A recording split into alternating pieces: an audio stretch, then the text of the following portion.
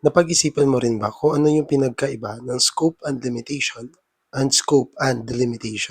Kung oo, you need to watch this video.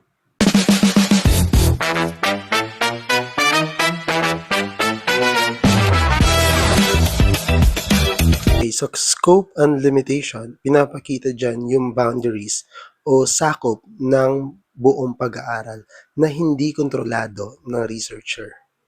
Samantala, pag sinabi mo namang scope and delimitation, nagpapakita yan ng sakop at hangganan ng isang pag-aaral na kontrolado ng researcher. For example, sa scope and limitation, nung panahon ng COVID, yung isa sa mga limitasyon doon ay yung pagsasagawa ng face-to-face survey. So, napilitan yung mga researcher na gamitin yung online survey para makapag-collect ng data. So that is an example of limitation. When it comes to scope and delimitation, one of the best example is yung pagdating sa respondents. For example, yung respondents mo ay mga teachers, so pwede yung exclusion mo doon, yung mga para-teachers, yung mga volunteers na mga nagtuturo.